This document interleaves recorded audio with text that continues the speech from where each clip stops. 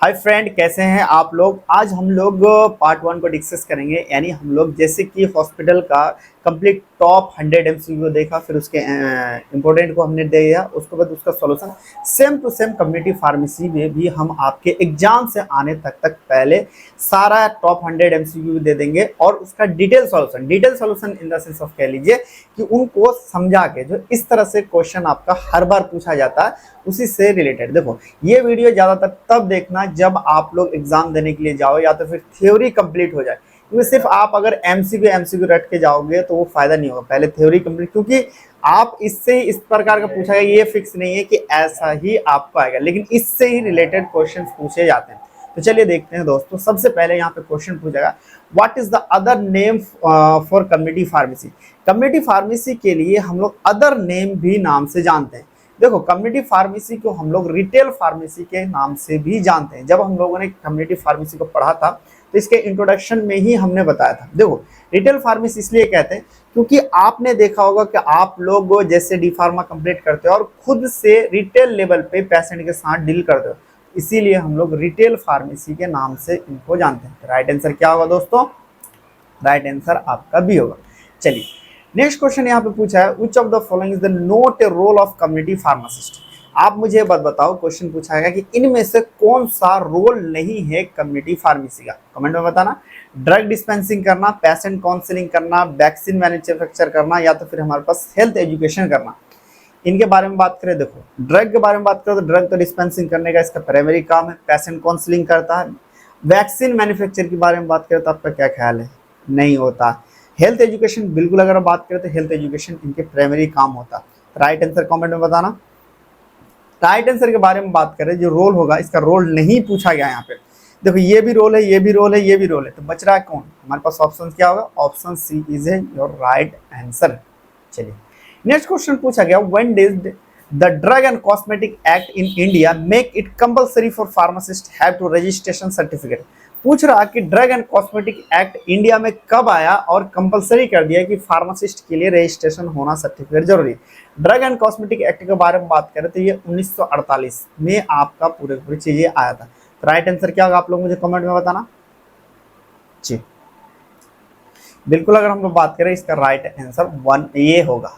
Next question देखते हैं। पूछा गया, what is the primary role of pharmacist in 1916। पूछ रहा है कि प्राइमरी रोल क्या था आपका 1916। देखो, 1916 से पहले अगर देखा जाए तो डॉक्टर ही आपको दवाई देता था, डिस्पेंसिंग करता था, लेकिन उनके बाद ही रिवोल्यूशन आया। उसको मेन अगर काम बात करें तो पहले डॉक्टर ही दवाई देता था और डॉक्टर ही आपको चीज़ों को प्रोवाइड करता था। अब 1960 के बाद थोड़ा सा फार्मासिस्ट का थोड़ा सा इज्जत कह सकते हो बना, और उनकी नीड या फिर अलग प्रोफेशनल की चीज़ें बनी है। राइट बताना कौन सा होगा इसका कमेंट में। देखो, प्राइमरी रोल के बारे में बात करें तो ये क्या है, एक तरह का ड्रग डिस्पेंसर के तरह ये काम करता था। धीरे धीरे अब क्या है, काउंसलिंग में दे दिया, साइड इफेक्ट में दे दिया, मॉनिटरिंग में दे दिया, लेकिन 1960 की अगर हम लोग बात करें तो इसका सिर्फ ड्रग देने का ही काम था। चलिए नेक्स्ट देखते हैं। पूछा गया, in England how many people use community pharmacy in daily. देखो, अगर हम लोग बात करें तो इंग्लैंड में तो 11,700 कम्युनिटी फार्मेसी प्रेजेंट है। यहाँ पे देखो लोग गलती क्या करते हैं, इन्होंने जल्दी जल्दी में कम्युनिटी फार्मेसी पूछा गया। भाई कम्युनिटी फार्मेसी में नहीं, यहाँ पूछा गया कि डेली कितना, हाउ मेनी, कितने लोग यहाँ पे यूज करते हैं कम्युनिटी फार्मेसी। कम्युनिटी फार्मेसी के बारे में बात करें तो 11,700 कम्युनिटी इंग्लैंड में प्रेजेंट है, लेकिन 1.6 बिलियन मिलियन जो लोग हैं पर डे इसका यूज करता है। राइट आंसर बताना क्या होगा। राइट आंसर के बारे में बात करें तो ए होगा। चलिए नेक्स्ट क्वेश्चन पूछा गया, which of the following is a character of community pharmacy. पूछ रहा इनमें से कौन सा कैरेक्टर है कम्युनिटी फार्मेसी का।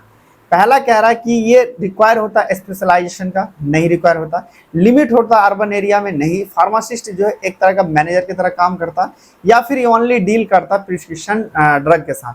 देखो, अगर हम लोग बात करें कम्युनिटी फार्मेसी का कैरेक्टर तो ये क्या करता है, एक तरह का मैनेजर, फार्मासिस्ट क्या मैनेजर की तरह ही तो काम करता है। किस तरह से? दो वो दवाई को देना, काउंसलिंग करना, कितना आएगा पैसा, कितना जाएगा, सारा क्या फार्मासिस्ट पे ही रहता। तो राइट आंसर क्या होगा आपका? सी होगा। नेक्स्ट देखते हैं। यहाँ पे पूछा गया, what is the major challenge faced by community pharmacy practice in India. यहाँ पे अगर हम लोग बात करें तो सबसे ज्यादा क्या मेजर चैलेंजेस है इंडिया में। आपको भी पता है क्या होता है कि कोई भी पैसा दे उसको लाइसेंस मिल जाता है। यहाँ पे सबसे ज्यादा ये चीज होता है कि अटेंशन या फिर कह लीजिए जो सफिशिएंट जो चीज होना चाहिए इंडिया में, वो पूरा का पूरा लीगल वे से वो काम नहीं करता है। बहुत सारी चीज कंपलसरी कर दिया है, लेकिन आने वाले 10 साल 20 साल में ये जाकर सुधर सकते थे। अभी क्या सबसे ज्यादा इनसफिशिएंट यानी सही तरीके से इसमें कोई महत्व नहीं देता, लोगों को उतना वैल्यू नहीं देता। आप एक ही चीज सोचते हैं कि सिर्फ आप फार्मेसी करके एक दुकान ही खोल सकते, नहीं। अगर एक्चुअल वैल्यू मिल जाए या तो फिर फॉरेन के जैसा यहाँ पे वैल्यू मिल जाए, तो यहाँ पे क्या हो जाएगा, बहुत अच्छी सैलरी भी और इनकम भी मिल जाएगी। नेक्स्ट क्वेश्चन देखते हैं।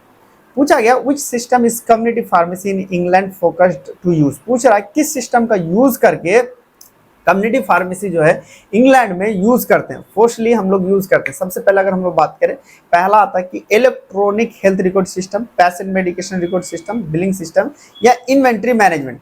इंग्लैंड में बारे में बात करें, जो फोर्सली यूज करते हैं वो patient medication record system use करते हैं। इसमें क्या होता है कि जो भी पेशेंट आता है उसका पूरा पूरा हम लोग हिस्ट्री रख लेते हैं।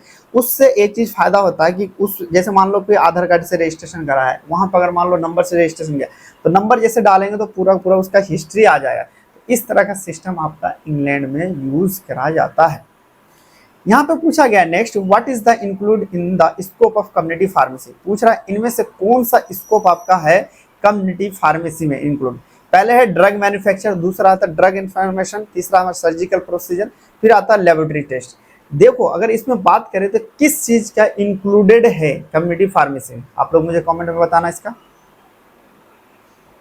ड्रग मैन्युफैक्चर करना कम्युनिटी फार्मेसी का, ड्रग इंफॉर्मेशन रखना, सर्जिकल प्रोसीजर करना, लेबोरेटरी टेस्टिंग, बताओ।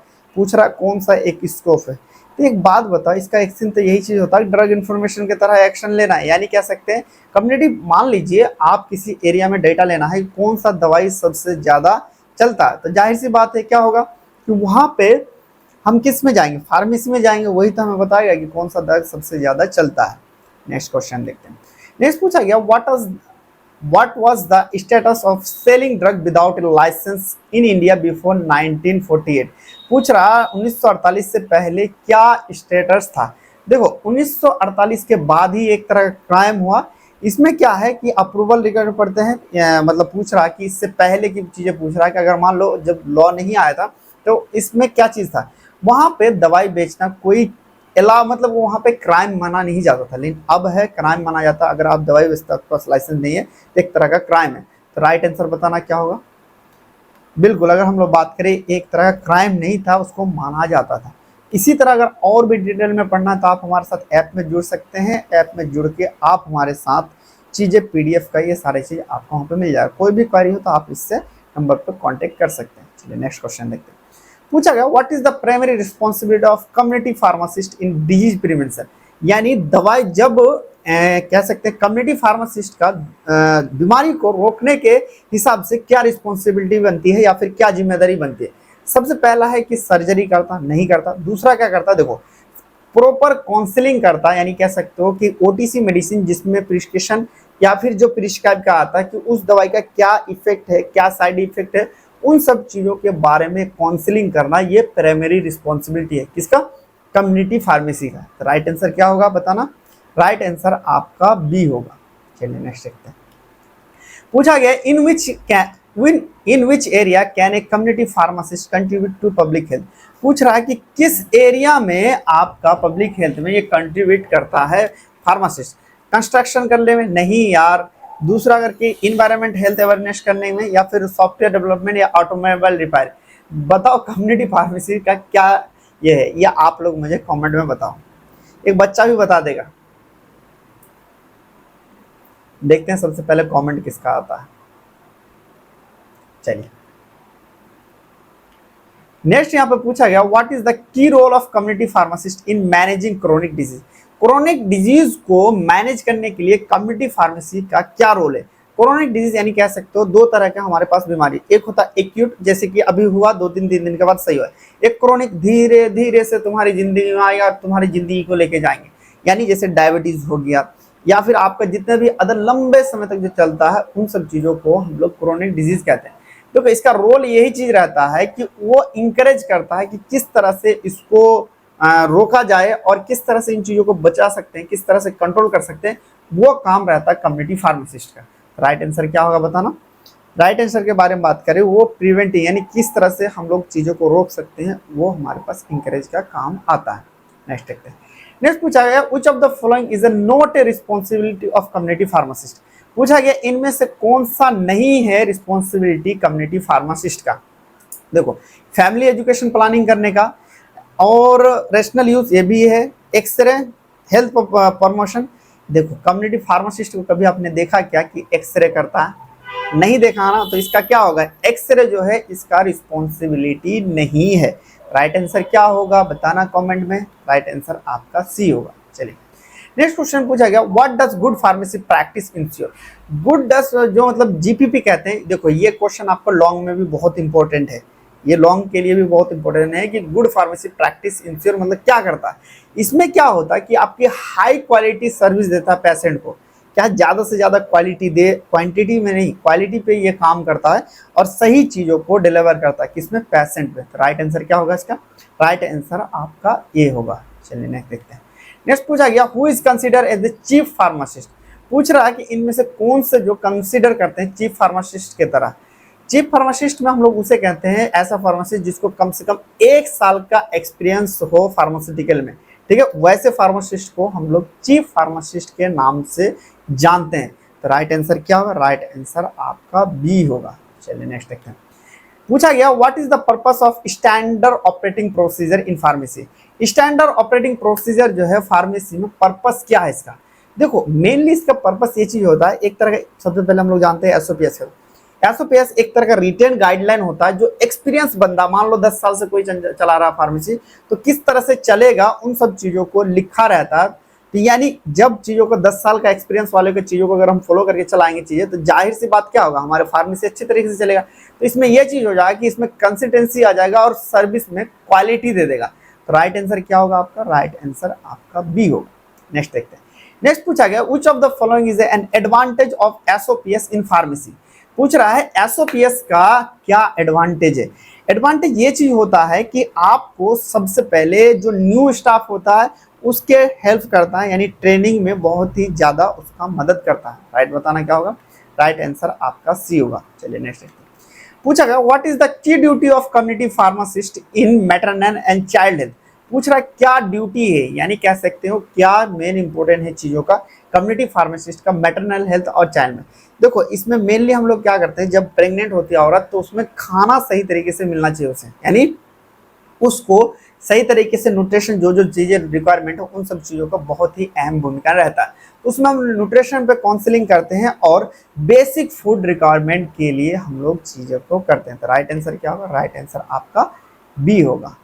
चलिए लास्ट क्वेश्चन इसमें देखते हैं। सबसे पहले आप लोग मुझे बताना कि जो एसओपीएस है कब आपका फार्मेसी में स्टेब्लिश हुआ था। एसओपीएस के बारे में बात करें तो एफआईपी ने दिया था, इंटरनेशनल फेडरल ऑफ फार्मास्यूटिकल ने दिया था।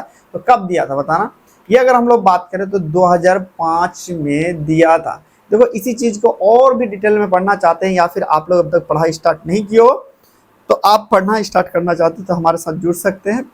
चलिए दोस्तों, फिर मिलेंगे हम लोग नेक्स्ट लेक्चर में, और कोई भी क्वेरी हो तो आप मुझे इंस्टाग्राम पे मैसेज कर सकते हैं। चलिए बाय बाय, टेक केयर।